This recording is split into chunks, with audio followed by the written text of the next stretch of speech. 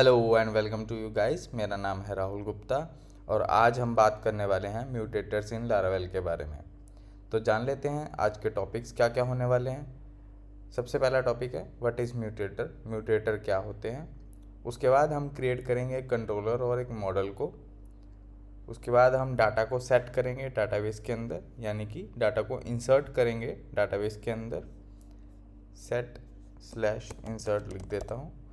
Insert करेंगे data को database के अंदर। उसके बाद make function for mutator, mutator के लिए एक फंक्शन क्रिएट करेंगे और जानेंगे कैसे हम डाटा को मॉडिफाई करके डाटाबेस के अंदर स्टोर करवाते हैं।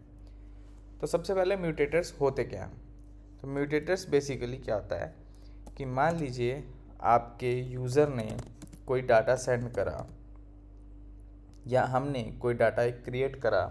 मान लीजिए उसमें मैंने नाम लिखा राहुल, ठीक है। अब मैं चाहता हूँ डाटाबेस के अंदर ये नाम जो है वो राहुल सेव ना हो, उसके साथ मिस्टर लगना चाहिए, ठीक है, या उसके साथ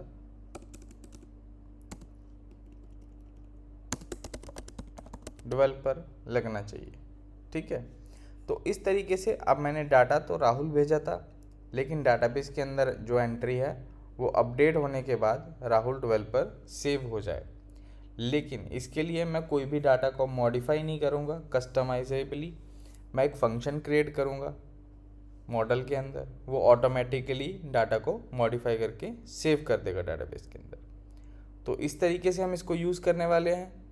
तो सबसे पहले क्रिएट कर लेते हैं मॉडल को, उसके बाद कंट्रोलर क्रिएट करेंगे और उसके बाद जानेंगे कि कैसे हम इसको डाटा को मॉडिफाई कर सकते हैं म्यूटेटर के थ्रू, ठीक है। तो सबसे पहले मैं अपना प्रोजेक्ट ओपन कर लेता हूँ। तो प्रोजेक्ट मेरा ये है, इसमें मैंने एक राउट क्रिएट करा है और उसके बाद चेक कर लेते हैं मेरा सर्वर रनिंग में है, बिल्कुल रनिंग में है। तो इसको चेक कर लेते हैं ब्राउज़र के अंदर। तो हेलो वर्ल्ड डिस्प्ले कर रहा है, तो मेरा जो सर्वर है वो वर्किंग कंडीशन में है। अब मैं क्रिएट करता हूँ एक कंट्रोलर को। तो उसको क्रिएट करने के लिए क्या करना पड़ेगा, PHP आर्टिसन मेक कंट्रोलर। लेकिन हम कंट्रोलर का नाम रखेंगे क्या, तो उससे पहले देख लेते हैं हमारे पास कौन सा टेबल है जिसको हम यूज़ करने वाले हैं और कौन सा डाटाबेस है जिसको हम यूज़ करने वाले हैं। तो डाटाबेस ओपन कर लेते हैं। यूज़ करने वाले हैं कोडिंग डेव को, कोडिंग लारावेल को, ठीक है।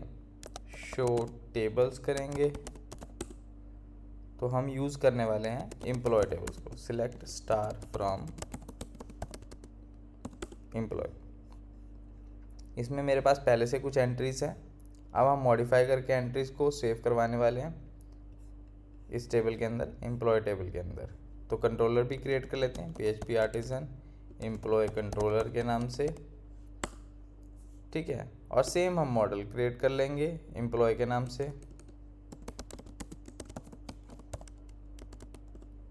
तो ये हमने कंट्रोलर और मॉडल क्रिएट कर लिए हैं। तो अब ओपन करेंगे कंट्रोलर को। तो ये मेरा कंट्रोलर क्रिएटेड है। उसके बाद हम ओपन करेंगे मॉडल को। तो ये मेरा मॉडल ओपन हो गया है। यहाँ पे मैं अपना टेबल डिफाइन कर देता हूँ। तो ये एम्प्लॉय टेबल को यूज़ करने वाला है। कंट्रोलर के अंदर जाएंगे, जल्दी से एक फंक्शन क्रिएट कर लेंगे पब्लिक फंक्शन इंडेक्स नाम से, और रिटर्न करेंगे एक message, this is employ controller, और इसी का एक राउट क्रिएट कर लेंगे।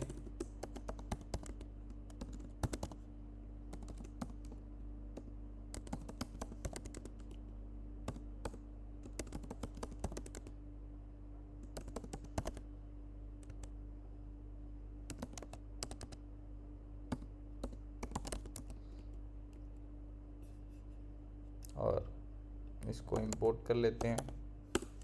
तो ये देखिए मेरा नेम स्पेस आ गया है, ठीक है। तो एम्प्लॉय कंट्रोलर भी बन गया है, फंक्शन भी बन चुका है। अब इसको चेक कर लेते हैं ब्राउज़र के ऊपर। तो उसके लिए एम्प्लॉय लिखना पड़ेगा, दिस इज़ एम्प्लॉय कंट्रोलर। तो मेरा कंट्रोलर प्रॉपर्ली वर्किंग है। ठीक है। इसके अंदर मैं फॉर्म वगैरह नहीं क्रिएट करने वाला हूँ। एक यूज़र को इंसर्ट करने के लिए बहुत ही बेसिक सा एक फंक्शन क्रिएट करूँगा। तो एम्प्लॉय क्रिएट फंक्शन है मेरे पास, इसको मैं यूज़ करने वाला हूँ। तो एम्प्लॉय मॉडल को इंपोर्ट कर लेंगे। तो ये मैंने एम्प्लॉय मॉडल को इंपोर्ट कर लिया है। उसके बाद इसके अंदर मैं क्या यूज़ करने वाला हूँ, टेबल के अंदर कौन कौन सी फील्ड है, नेम और ईमेल, कंपनी आईडी और एड्रेस आईडी। तो इन सबको मैं डिफ़ॉल्ट डाटा जो है वो प्रोवाइड कर दूंगा। तो नेम मैं ले लेता हूँ आकाश, क्योंकि मेरे टेबल में आकाश नाम का यूज़र नहीं है। ठीक है। तो ईमेल भी मैं उसकी डिफ़ॉल्ट बना देता हूँ,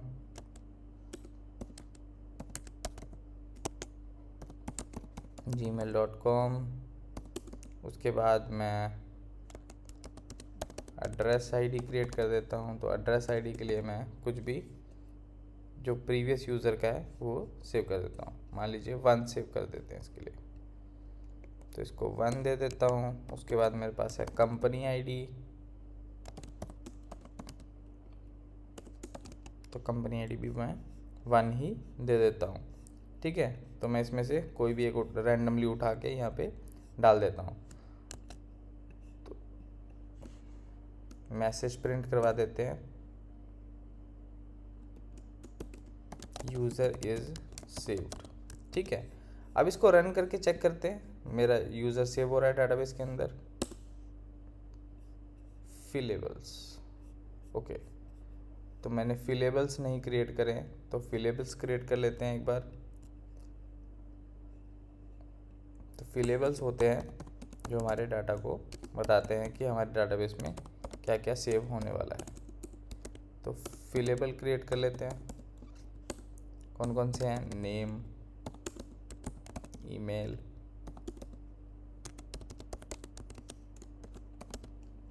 एड्रेस आईडी,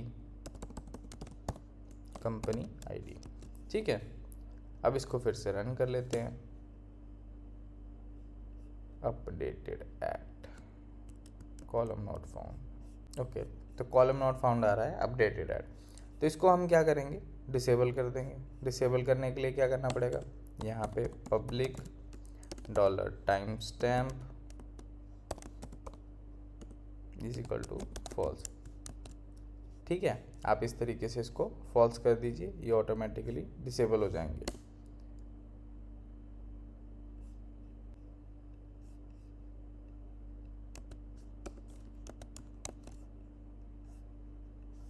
तो आप रन करके एक बार चेक कर लेते हैं इसको। तो ये देखिए यूज़र इज़ सेव्ड।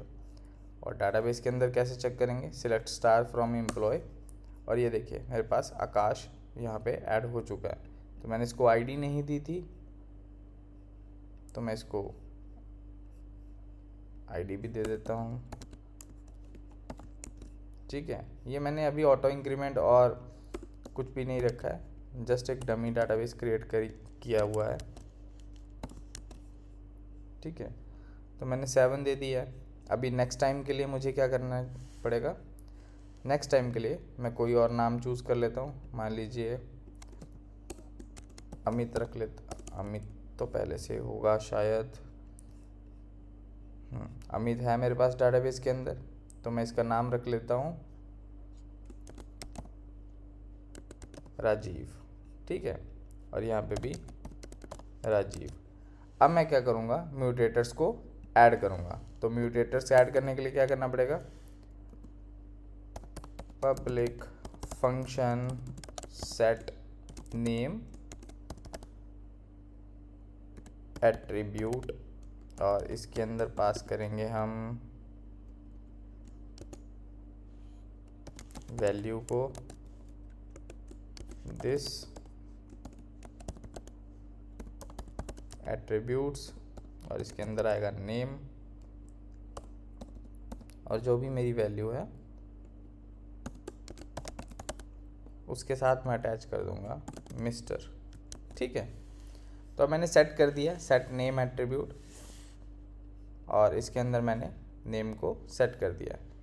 चेक करते हैं ब्राउज़र के अंदर एक बार फिर से इसको हिट करने के बाद, और मैंने ये हिट किया। अब चेक करते हैं डाटाबेस के अंदर मेरे पास क्या एंट्री आई है। तो उसके लिए क्या करना पड़ेगा, सिलेक्ट स्टार फ्रॉम एम्प्लॉय।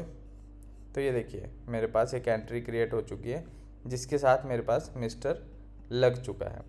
तो मान लीजिए कि आप किसी भी कंपनी की, जैसे आप कोई भी बाय डिफ़ॉल्ट कुछ एडिशन करना चाहते हैं किसी के नाम के साथ, तो आप वो ऐड कर सकते हैं। तो जैसे मान लेते हैं कि मेरे पास कंपनी है, ठीक है, और मैं कंपनी की एक ईमेल क्रिएट करना चाहता हूँ। तो मान लीजिए मैं यूज़र ले लेता हूँ 8 और उस यहाँ पे ले लेता हूँ अनिल, ठीक है, और यहाँ पे भी अनिल ले लेता हूँ। और मैं चाहता हूँ कि ये जो ईमेल है इसके साथ कंपनी की मेल एक्सटेंशन ऐड हो जाए। तो सेट ईमेल एट्रीब्यूट, और इसके अंदर मैं पास करूँगा वैल्यू को, और दिस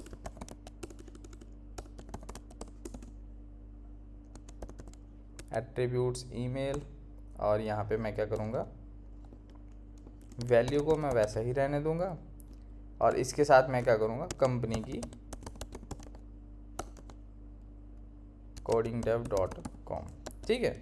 तो ऐसे एक एक्सटेंशन मैंने ऐड कर दिया नाम के साथ, और नाम अगर आएगा मेरे पास तो उसके साथ मैंने मिस्टर अटैच कर दिया है, ठीक है। अब चेक करते हैं इसको ब्राउज़र के ऊपर हिट करने के बाद। तो यहाँ मैंने अनिल लिख दिया है नाम, और ईमेल में मैंने सिर्फ अनिल लिखा है, और बाकी जो है वो सेट एट्रीब्यूट ऑटोमेटिकली सेट कर देगा मेरे लिए, ठीक है। तो इसको फिर से ब्राउज़र के ऊपर हिट करते हैं। तो ये मैंने हिट करा, यूज़र इज़ सेव्ड। तो यूज़र को चेक कर लेते हैं, सिलेक्ट स्टार फ्रॉम एम्प्लॉय। तो ये देखिए मिस्टर अनिल, anil@codingdev.com। तो इस तरीके से आप म्यूटेटर्स को यूज़ कर सकते हैं। जब आपके पास कोई प्रोजेक्ट आएगा बहुत बड़ा, जिसके अंदर आपको बाय डिफ़ॉल्ट सभी नाम के साथ एक एक्सटेंशन ऐड करनी है, तो वो आप इस तरीके से ऐड कर सकते हैं। एक फंक्शन क्रिएट करना है, set email attribute, set name attribute, और ये ऑटोमेटिकली सभी के साथ सेट हो जाएगा। तो बेसिकली म्यूटेटर्स जो हैं वो डाटाबेस के अंदर डाटा सेव होने से पहले डाटा को मॉडिफाई करने के लिए यूज़ किए जाते हैं, लेकिन उसको यूज़ करने का मेथड जो है वो मॉडल्स के अंदर फंक्शन को डिफ़ाइन करने के बाद है, ठीक है। तो सेट नेम एट्रीब्यूट में जो है नेम जो है वो कॉलम का नाम है, ईमेल जो है वो भी कॉलम का नाम है। ऐसे ही आपके साथ बहुत सारे कॉलम्स हो सकते हैं आपके डाटाबेस के अंदर, तो वो कॉलम्स को आप यहाँ पे डिफ़ाइन कर सकते हैं, ठीक है। तो चेक कर लेते हैं, आज के टॉपिक्स हमने सारे कवर कर लिए हैं। व्हाट इज़ म्यूटेटर हमने पढ़ लिया, म्यूटेटर्स क्या होते हैं, मेक कंट्रोल मॉडल हमने मॉडल बना के देख लिया, insert data in database, database के अंदर हमने डाटा भी इंसर्ट करके देख लिया, मेक फंक्शन फॉर म्यूटेटर्स, म्यूटेटर्स का हमने फंक्शन भी बना के चेक कर लिया। तो आज की वीडियो के लिए बस इतना ही, मिलते हैं नेक्स्ट वीडियो में। Thank you for watching this video. I hope you like, share and subscribe to my YouTube channel. Bye bye.